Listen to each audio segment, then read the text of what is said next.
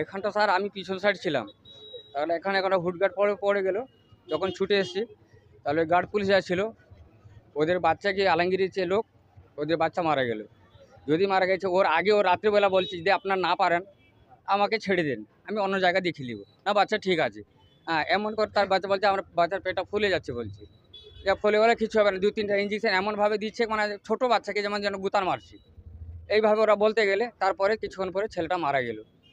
মারা যাওয়ার পরে তারা ওখান থেকে বেরিয়েছে, যে যার কান্নাকাটি করছে। এবার যে যার ছেলে মারা গেলে কী মনে হয় বাপের অবস্থা। এবার গার্ড পুলিশরা ওদেরকে বলছে আর একটা ছেলে মারা গেলে তো কত ছেলে মানে জন্ম হয়ে যাবে।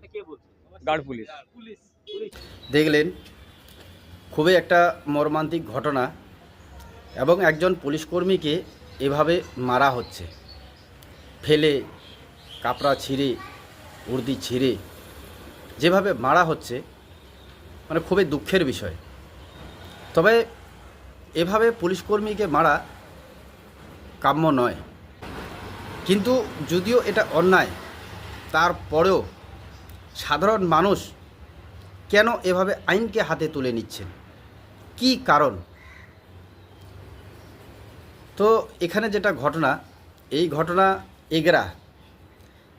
এগরার মহকুমা হাসপাতালের, এবং এগরা মহকুমা হাসপাতালে একজন বাচ্চাকে অ্যাডমিশন করা হয়। আপনারা শুনলেন যে রাত্রেবেলাও ওনার গার্জিয়ান তরফ থেকে বলা হয়েছে